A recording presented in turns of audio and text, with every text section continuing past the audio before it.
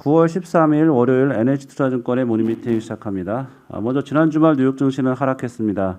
3지 지수 모두 내렸는데요. 다우지수가 0.78%, S&P 500은 0.77%, 나스닥은 0.87% 하락했습니다. S&P 500은 지난 2월 이후 처음으로 5거래일 연속 하락했습니다. 미국 주식시장은 경기 회복 속에 인플레이션과 델타 변이 바이러스로 인한 경기 영향, 그리고 테이퍼링 불확실성으로 숨고르기 양상입니다. 인플레이션 우려와 8월 부진한 고용 지표에도 불구하고 올해 중 테이퍼링을 시작해야 한다는 클리블랜드 연준 총재의 발언이 시장 투자 심리에도 부정적 영향을 미쳤습니다. 미국의 8월 PPI, 그러니까 생산자 물가 지수는 전년 동월 대비 8.3% 상승해서 11년 만에 최고치를 기록을 했습니다.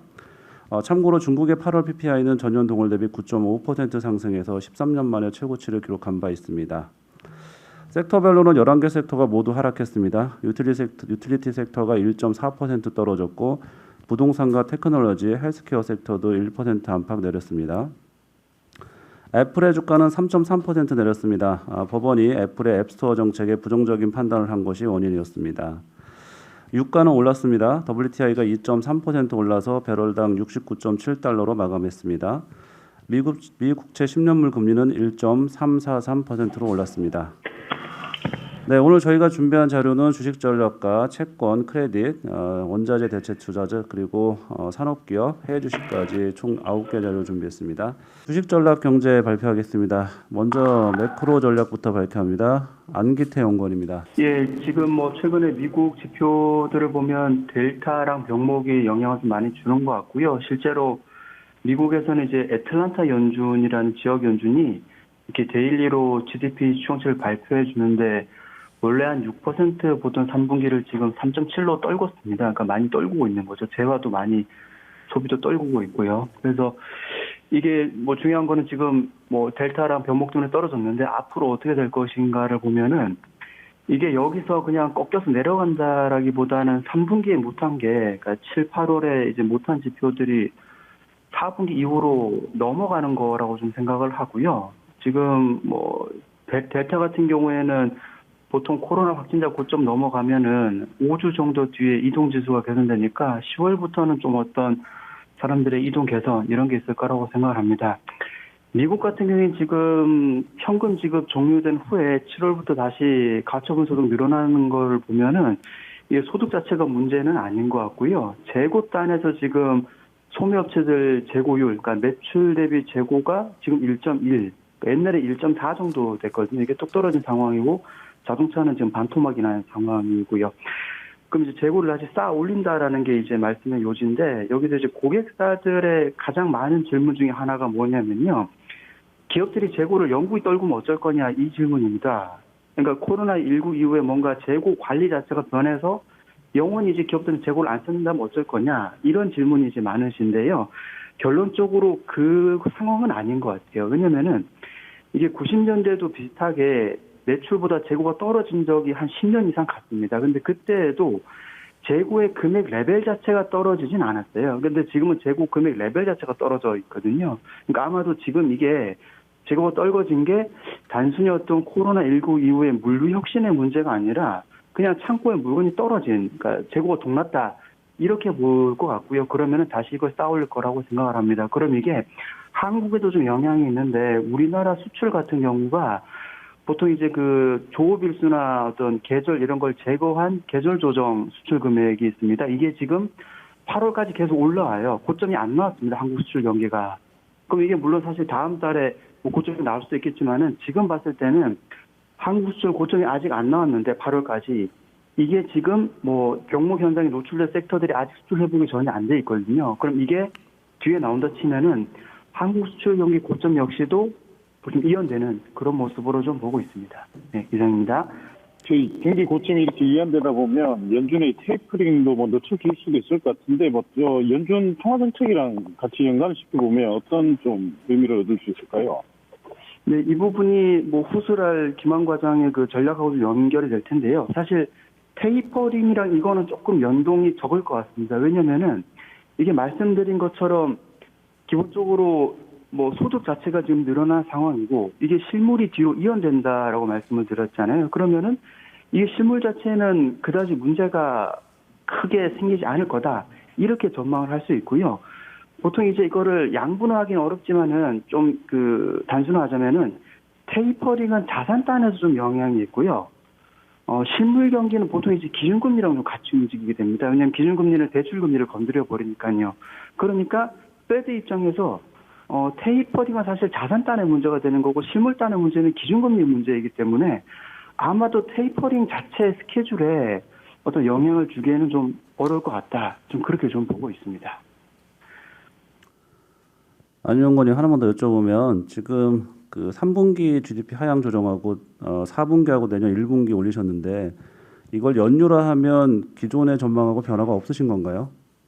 아닙니다. 연율화를 하면은 올해 거는 떨구게 되는 거고요. 내년께 올라가는 그렇게 됩니다. 3분기를 이제 밑으로 하고 4분기 올라가고 내년 1, 2분기가 좀 올라가는 꼴이 되니까 올해 하향, 내년 상향 이렇게 됩니다. 네. 그 글로벌 주식 전략 발표하겠습니다. 김한 연구원입니다. 예, 미국 시장 쪽 조금 업데이트를 해드리도록 하겠습니다. 글로벌 파트에서도 좀 말씀 계속 드려왔었는데 지난 상반기 중에 발간됐었던 자료 중에 연간 주가지수 경로랑 관련된 내용들을 약간 다시 한번 언급을 해드리면은요. 올해 글로벌 주식시장은 이제 N자형의 궤적을 좀 보일 것이다라고 말씀드렸고요. 지금의 주가 상승은 두 번째 상승 경로에 놓여 있겠다라고 좀 말씀드렸습니다. 근데 이제 그 N자형 경로의 후반부에는 금리가 좀 다시 한번 올라가면서 주식시장의 상승 탄력이 좀 약화될 수도 있겠다라고 좀 말씀을 드렸고요. 두 번째로는 지난 2월 달에 발간된 보고서를 말씀드렸었는데 그 당시 이제 금리가 올라가면서 민감주가 다시 한번 좀 랠리를 좀 보이지 않겠냐라는 그런 분위기였었습니다. 그 당시에 저희가 한 3가지 정도의 변수를 좀 말씀드리면서 여전히 대형 테크 업종들은 주도주일 것이다라고 좀 말씀드린 적이 있었습니다. 그 3가지 변수의 기준점으로 말씀드렸던 것들이 이제 실업률이 장기 추세를 하회하는 시점에 도달하던지 아니면은 미국의 백신 접종률이 어떤 60%를 상회하면서 집단 면역을 형성하던지 아니면은 미국의 물가가 장기 추세를 좀 상회하는 국면들이 계속될 것이다라는 그런 3가지 변수가 다 만나는 시점에서 대형 테크 업종이 좀 상승 탄력이 좀 둔화되지 않겠냐라고 좀 말씀드린 바가 있었습니다. 지금 최근에 3가지 변수는 저희가 말씀드렸던 기준점들을 모두 다 통과하는 그런 국면들입니다. 특히나 이제 실업률 같은 것들도 좀 빠른 개선세들을 좀 보여주고 있고요. 최근에 시장 동향들은 뭐 지난주에는 미국 주식시장이 좀 하락했습니다만은 여전히 연간으로 봤을 때 대형 테크 업종들이 여전히 주도주의 역할들을 좀 해왔었습니다. 다만 이제 저희가 말씀드리는 것들은 미국 주식시장이 점차 N자형 궤적의 후반부에 좀 진입할 가능성들이 높고 그리고 미국 주식시장의 상승 탄력들도 다소 좀 약화될 수 있는 그런 가능성에 대해서 말씀드리고 싶습니다. 일단 경기 부분은 앞에서도 매크로 부분에서 좀 말씀드렸던 것처럼 일시적으로 경기 부진 압력들이 좀 높아진 상황들이고요. 4분기 이후에 경기가 다시 한번 개선되는 그런 모습들로 나타날 것이다라고 좀 전망을 하고 있습니다. 그렇기 때문에 지금 금리 역시도 경기 부진 압력 때문에 오르지 못하는 그런 모습들이었었는데 점차 이제 경기 정상화를 좀 반영하면서 상승 압력들이 좀 높아질 가능성들이 높다라고 좀 보고 있고요. 그렇기 때문에 금리가 좀 올라가면서 주식시장에 좀 부담을 줄 수 있는 가능성 하나가 좀 남아 있고요. 두 번째로는 미국 주식시장은 뭐 미국 경기만 놓고 보더라도 피크아웃 우려가 좀 완화되는 그런 모습들이기 때문에 미국 주식시장이 큰 폭으로 조정될 가능성은 좀 낮다라고 좀 보고 있고 그리고 주식시장 주가 지수 자체가 이익 레벨과 같이 하는 그런 모습들인데 이익 전망치들이 꾸준히 상향 조정되고 있는 그런 모습들을 좀 감안해 보면 미국 주식시장은 여전히 좀 긍정적인 흐름들을 좀 이어갈 것이다라고 좀 보고 있습니다. 다만 이제 상승 탄력들이 좀 약화될 가능성들이 높다라고 좀 보고 있는데 일단은 금리가 좀 올라가는 그런 모습들일 것 같고요. 두 번째로는 이제 실적 증가율이 2분기를 좀 피크 찍고 내려온 둔화되는 그런 모습들이기 때문에 실적 모멘텀이 좀 둔화되는 그런 모습들에 노출이 되면서 주가 지수의 상승 탄력은 좀 약화될 가능성들이 높다라고 좀 보고 있습니다. 그래서 결론적으로는 이제 N자형 패턴의 어떤 후반부에 진입하는 그런 모습들이다라고 좀 판단을 하고 있고요. 두 번째로는 이제 그 주도주가 다소 쉬어가는 모습들도 나타날 가능성들이 높다라고 좀 보고 있습니다. 지금까지는 대형 테크 업종들이 뭐 실적 대장주다라는 말씀 계속 드렸었는데 여전히 그런 방향성들은 유효합니다. 다만 이제 실적 증가율인 모멘텀만 놓고 보면은 지금까지는 시장을 이끄는 어떤 실적 그 모멘텀 역시도 상당히 견조했었는데 지난해 하반기에 워낙 높았었던 그 기저효과가 발생을 하게 된다라는 점, 그리고 대면 활동 개선으로 그 재개로 언택트에 대한 수혜가 좀 줄어들 수 있다라는 점을 좀 감안해 보면 대형 테크 업종들의 주가 랠리는 다소 좀 쉬어가는 그런 국면들이 나타나지 않겠나라고 좀 판단을 하고 있고요. 오히려 이제 실적 모멘텀들이 점차 경기 민감 가치주들이 좀 강화될 것이다라고 좀 보고 있습니다.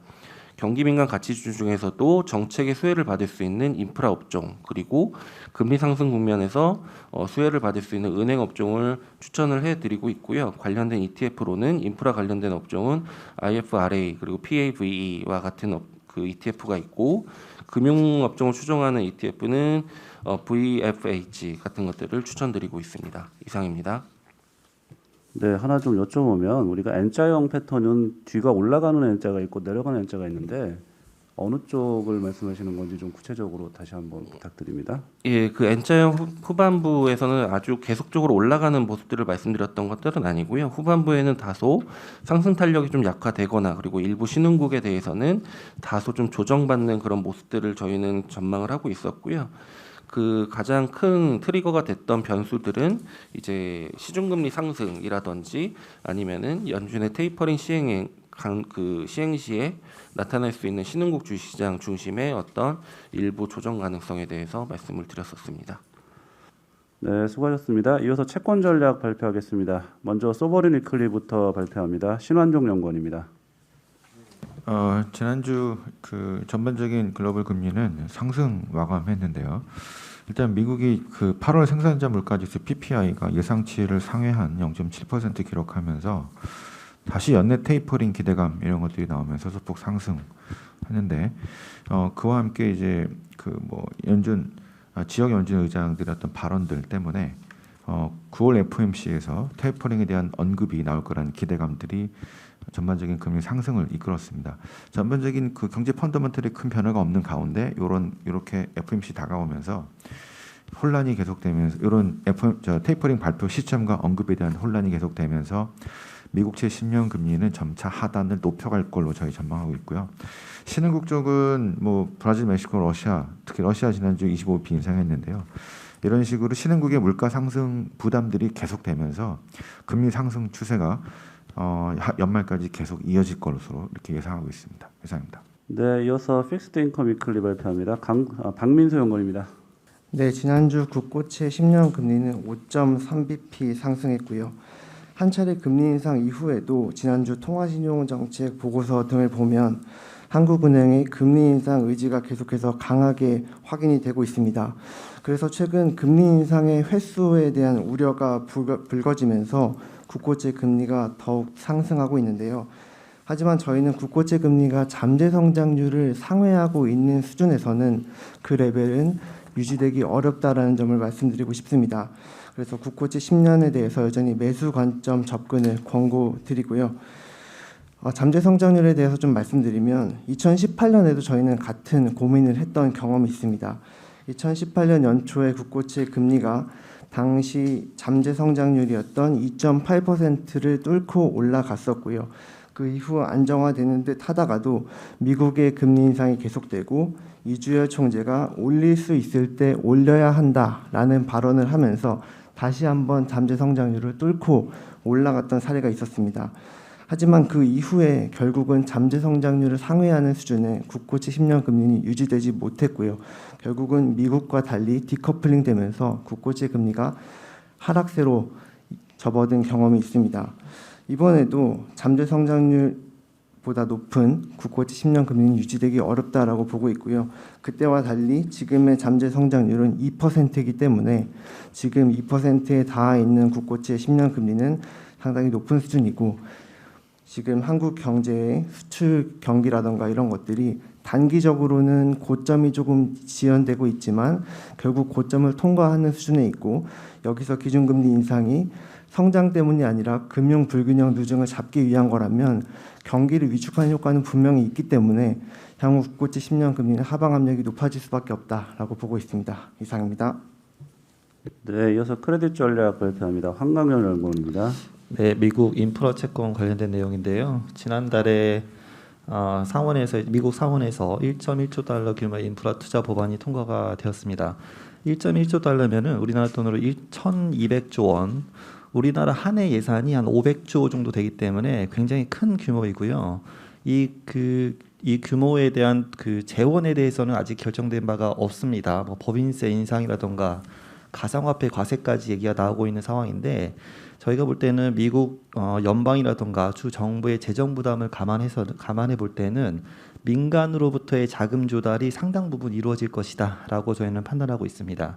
따라서 인프라 개별 프로젝트나 뭐 운영회사, 그다음에 인프라 펀드 등에서 채권이 많이 발행될 것 같고요. 이 채권과 관련된 리스크는 과거 대비해서 많이 리스크가 높아졌다라고 저희는 생각을 하고 있습니다. 첫 번째로는 코로나로 인해서 사회적 패러다임이 많이 변화했고 인프라 시설 이용률도 크게 저하될 수 있다. 두 번째는 국채금리 상승도 차원 리스크라든가 프로젝트 수익성을 낮추는 요인이고요. 세 번째로는 특히나 최근에 중요성이 고조되고 있는 ESG 이슈 같은 경우에도 인프라 프로젝트의 성공 여부의 변수로 작용할 것으로 판단하고 있습니다.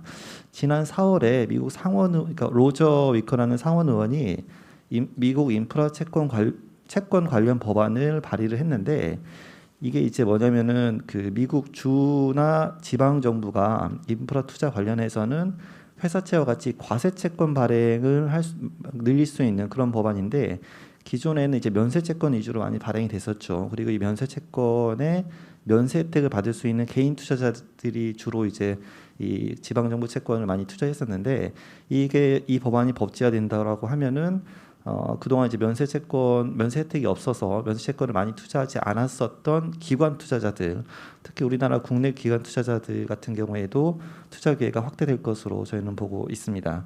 앞으로 미국 회사채 투자 성과는 그렇게 좋을 것 같지는 않고요. 이 미국 인프라 채권이 성과가 상대적으로 양호할 것 같긴 한데 앞에서도 말씀드린 바와 같이 리스크가 많이 높아졌기 때문에 개별 프로젝트별로 신중한 검토가 필요하다라고 판단하고 있습니다.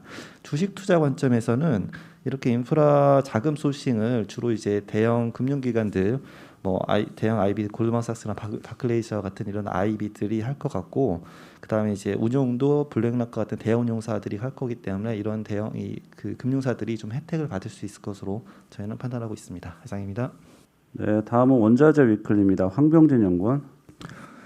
네, 원자재 말씀드리도록 하겠습니다. 지난주 S&P 골드만삭스 상품 지수 기준의 원자재 시장 수익률은 플러스 0.07% 보합 마감을 했습니다.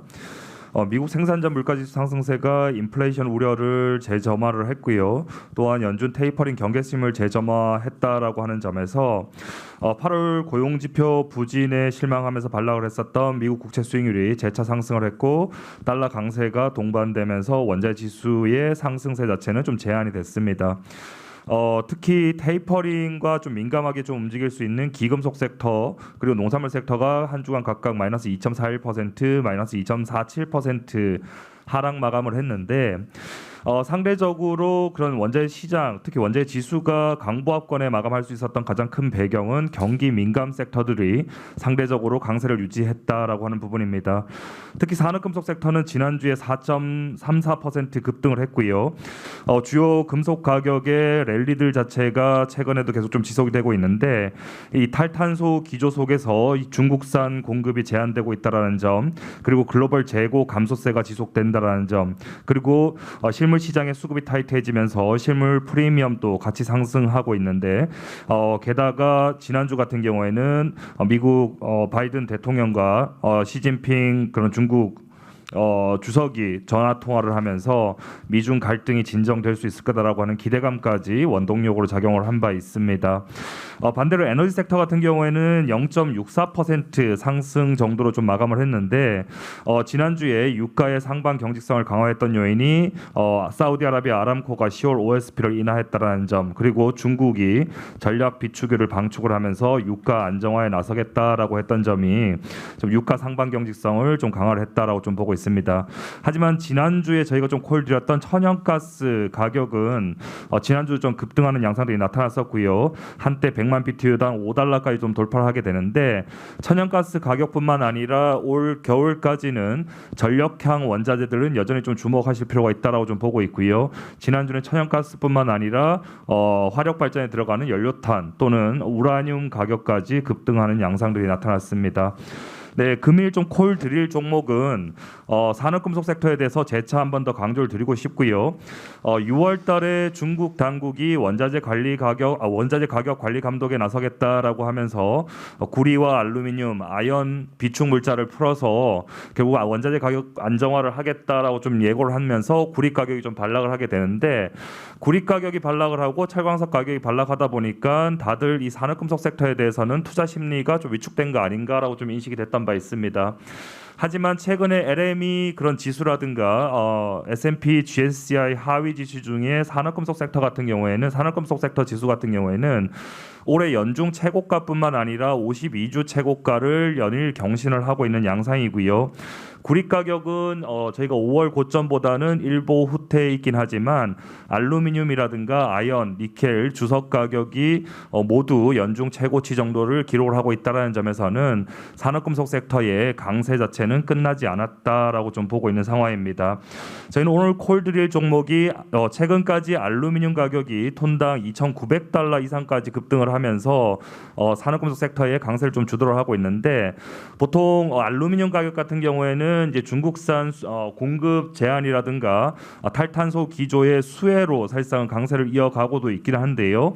6월 이후에는 구리의 대체제로서 가격 강세 자체도 좀 더욱더 부각됐다라고 보면, 최근에 구리와 알루미늄 가격 간의 교환 비율이 4배 정도 수준에서 최근에 좀 반락을 해서 2009년 이후 평균인 3.44배도 좀 하회를 하고 있다는 점을 좀 주목하실 필요가 있겠습니다.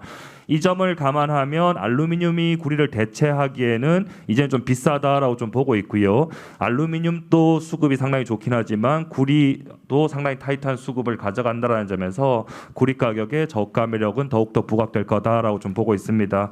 저희가 페이지 5페이지 그림을 봐주시면 연말 연초에는 중국의 그런 계절성을 좀 보실 필요가 있고요. 중국의 구리뿐만 아니라 대부분의 비철 금속들의 재고가 2분기와 3분기에 좀 소진이 되면서 역대 최저 정도 수준을 기록을 하고 있는데, 연말 연초에는 비축기로 접어든다라는 점에서 중국의 비축은 중국의 수입 증가로 이어질 수 있을 거고, 이런 부분들이 LME 재고 감소로 나타나면서 구리 가격의 강세를 이끌어갈 가능성이 크다라고 좀 보고 있습니다. 저희 12개월 내 구리 가격 목표치 $13,000 유지를 하고요. 알루미늄 가격에 대해서는 4대1 비율로 $3,250까지 상향 조정하도록 하겠습니다. 이상입니다. 네, 최근에 그 알루미늄 가격은 기니 구테타로 인한 영향 공급 이슈가 좀 컸었잖아요. 그런 면에서 이 비율이 조금 왜곡된 측면은 없는지. 기니 쿠데타 이슈는 저는 좀 부수적인 이슈다라고 좀 보고 있고요. 알루미늄 가격이 뭐 지난해부터 시작을 해서 최근까지, 사실상 기니 쿠데타 이슈는 최근 한 2주 정도 전에 나왔던 이슈라고 보시면 알루미늄 가격의 강세 자체는 지속적으로 좀 이어져 왔습니다. 대표적인 알루미늄의 특징이라고 보면 중국이 글로벌 전체 생산의 60% 가까이를 차지를 하고 있는데, 가장 알루미늄 가격의 강세를 이끌어가는 부분은 철강 시장이랑 마찬가지로 중국에서 공급 과잉이 이제부터 나오지 않을 거다라고 하는 부분, 그리고 알루미늄 그런 전해 알루미늄의 생산 원가에서 40%가 전력 비용이다라는 관점에서 봐주시면 중국의 탈탄소 기조 속에서의 중국산 알루미늄 공급 제한이라고 하는 부분이 더욱더 큰 요인으로 작용을 한다라고 좀 보시면 될 것 같습니다. 이상입니다. 네, 수고하셨습니다. 이어서 산업기업 분석 리포트 발표합니다. 유통산업 신규 분석 자료입니다. 주영훈 연구원입니다. 네, 유통산업 발표 드리겠습니다. 업종에 대한 투자 의견 비중 확대로 이제 유통업종에 대한 분석을 개시하도록 하겠습니다. 저희가 이제 업종 투자 의견 비중 확대를 말씀드리는 이유는 이제 크게 두 가지가 되겠는데요. 먼저 이제 최근에 사회적 거리두기 4단계 시행에 따라서 이제 관련 주가들이 좀 많이 하락을 했는데요. 이제 지난해와 달리 실질적으로 매출에 미치는 부정적 영향이 크지 않았다는 점이 앞으로 이제 3분기 실적을 통해서 확인될 거라는 점을 첫 번째 근거로 말씀드리고요.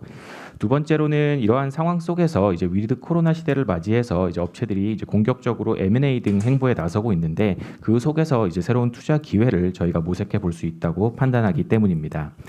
이제 유통 업종을 구성하는 6가지 세부 업태 중에서는 저희는 이제 백화점, 할인점, 편의점 그리고 온라인에 대해서는 좀 긍정적인 의견을 말씀드리고요. 이제 면세점과 홈쇼핑에 대해서는 이제 다소 중립적인 의견을 말씀드리겠습니다.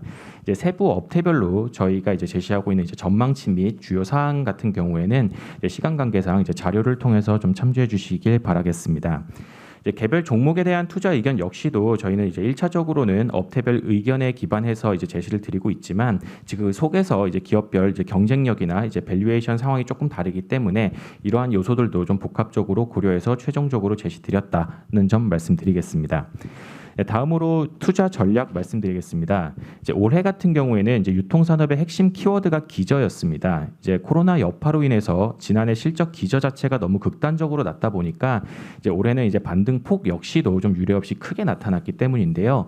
이런 업태별로 보았을 때 이제 기저의 시점과 그 폭 자체가 다르다 보니까 이제 주가 역시도 이에 맞춘 움직임을 보였습니다. 그러다 보니까 이제 많은 투자자들 역시도 이 시점을 따라가는 투자를 많이 했었는데요. 이미 이제 상반기 매출액을 다 봤을 때 면세점을 제외한 모든 유통업체 채널이 이제 코로나 이전 수준을 이미 다 회복한 상태입니다. 그러다 보니까 저희는 지금 시점부터는 이런 이제 기저에 따른 매출 반등 그 자체가 주가 모멘텀이 되기는 어렵다고 보고 있고요.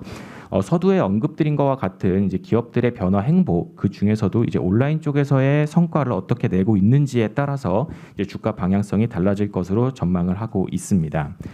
이러한 관점에서 저희가 이제 탑픽으로 말씀드리는 종목은 이제 이마트가 되겠습니다. 이제 이마트에 대한 핵심 투자 아이디어 3가지를 좀 요약을 드리자면 이제 첫 번째는 이제 기존 SS닷컴이 전년 대비 한 30% 이상의 고성장을 이어가고 있는데 이제 이베이 코리아 인수 그리고 네이버 장보기 서비스 론칭 등이 이제 4분기에 이어지기 때문에 이제 2022년 거래액 기준으로 보면 이제 온라인 비중이 58%로 절반 이상으로 확대되게 됩니다.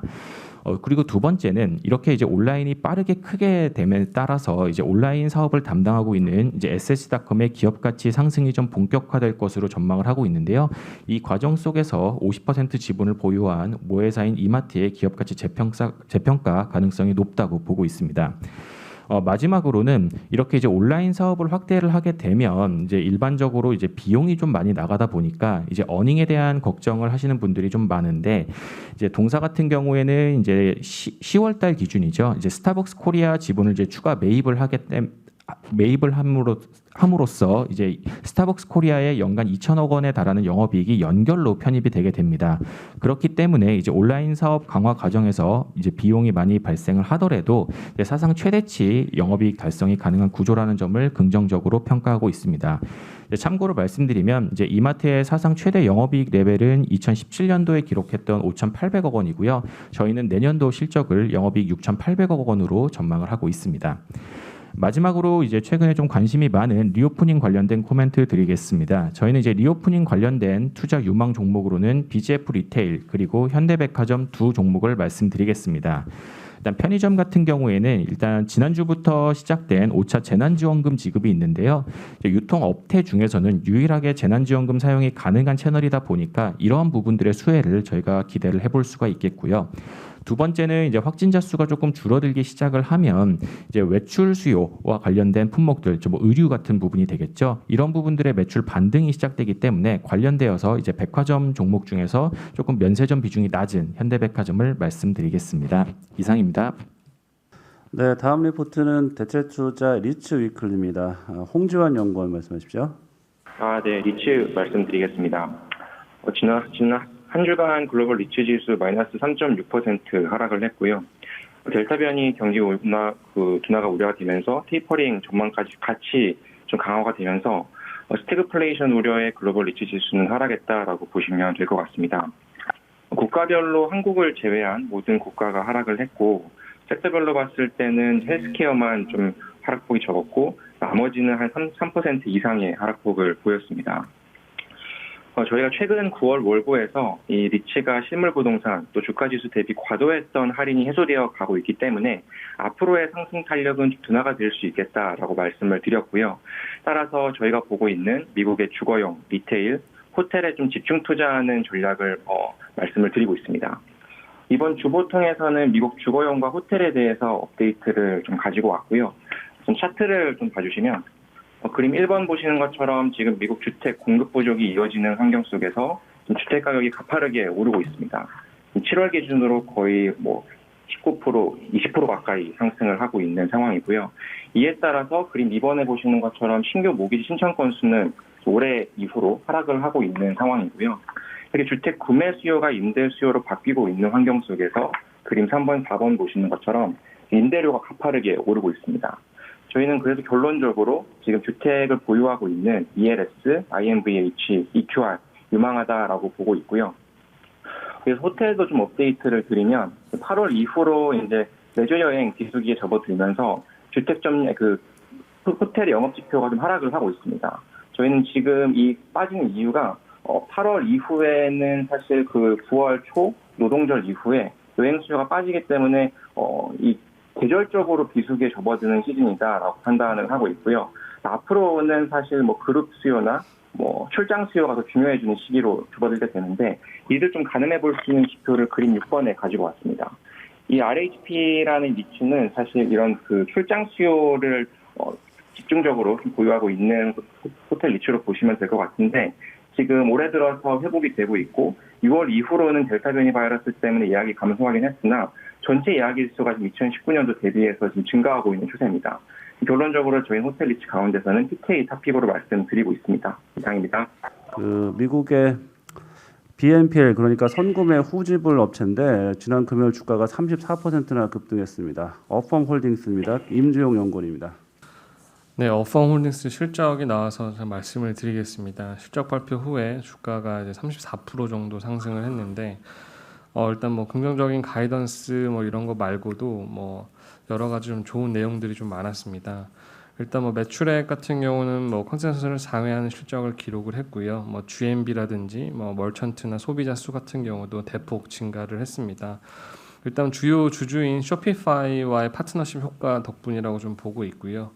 전반적으로 리오프닝 수혜를 받으면서 패션, 뷰티, 여행, 티켓팅 쪽 카테고리 GMB가 빠르게 늘어났고 리스크 요인 중에 하나였던 펠로톤 쪽 GMB 비중이 30%에서 9%대로 하락을 하면서 좀 긍정적으로 작용했던 것 같습니다. 그리고 이제 22년도 회계년도 22년도 연간 가이던스를 이제 제시를 했는데 컨센서스를 큰 상회를 했고요. 중요했던 점은 아마존 파트너십 효과 자체에 대해서 아직 가이던스 반영을 안 했다라는 점이 좀 기대감을 요인으로 작용을 했던 것 같습니다. 일단 최근에 이 BNPL 이 업계 자체가 굉장히 합종 연행이 일어나고 있는데 이 스퀘어가 애프터페이 호주 최대의 BNPL 업체인 애프터페이를 인수를 했고 페이팔도 일본의 BNPL 업체를 인수를 했고 클라나 그리고 애플도 최근에 이쪽에 들어오려고 하고 있습니다. 이 말은 이제 핀테크 산업 내에서도 이 BNPL 시장이 가장 빠르게 성장하고 있다라는 반증을 좀 의미를 하고 있고요. 저희는 어펌에 대해서 긍정적으로 평가를 하고 있고 추가적으로 아마존 파트너십 효과가 실적 가이던스에 좀 반영이 되면서 주가 상승도 좀 이어질 거라고 좀 예상을 좀 하고 있습니다. 이상입니다. 네, 수고하셨습니다. 네, 안내 말씀 하나 드립니다. 오늘 오후 저희 FICC 리서치 센터에서는 오늘 오후 3시부터 5시까지 선진국 채권 포럼을 유튜브로 개최합니다. 관심 있는 기관 투자자분들에게 많이 안내해 주시길 부탁드리겠습니다. 네, 이상으로 모닝 미팅 마치겠습니다.